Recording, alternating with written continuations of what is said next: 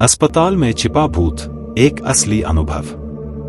रात के सन्नाटे में जब पूरा अस्पताल अंधेरे में डूबा था, तब अचानक एक अजीब सी हलचल महसूस हुई। मैं, डॉक्टर आदित्य, एक सरकारी अस्पताल में कार्यरत था और यह घटना मेरे जीवन की सबसे डरावनी रातों में से एक थी। पहली रात की अजीब घटना। यह एक पुराना अस्पताल था जिसे वर्षों पहले ब्रिटिश सरकार ने बनवाया था। इसकी इमारत जर्जर हो चुकी थी और यहाँ की खामोशी अक्सर डरावनी लगती थी। एक दिन मुझे रात की ड्यूटी करनी थी। उस रात बारिश हो रही थी और बिजली कड़क रही थी।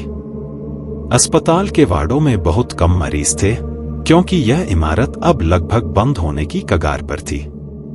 रात के करीब 2 बजे मैं अपने केबिन में बैठा था, जब अचानक आईसीयू के पास लगे मॉनिटर की बीप सुनाई दी। मैं तेजी से उठा और वहां पहुंचा। आईसीयू में सिर्फ एक मरीज था, एक बुजुर्ग आदमी जो कोमा में था, लेकिन उसकी हालत स्थिर थी। मशीनों को चेक करने के बाद मुझे कुछ गड़बड़ नहीं लगी, इसलिए मैं वापस लौट आया। जैसे ही मैं अपने केबिन में पहुंचा, मुझे लगा कि कोई मेरे पीछे पीछे चल रहा है। मैंने पीछे मुड़कर देखा, लेकिन कोई नहीं था। मुझे लगा कि यह मेरी थकान का असर होगा, पर जैसे ही मैंने अपनी कुर्सी खींची, खिड़की का पर्दा जोर से उड़ने लगा, जबकि खिड़की बंद थी। ठंडी हवा मेरे चेहरे से टकराई और मुझे किसी की हल्की फुसफुसाहट सुनाई दी। मेरा दिल तेजी से धड़कने लगा। रहस्यमयी नर्स और गायब मरीज। अगली रात मैं फिर ड्यूटी पर था।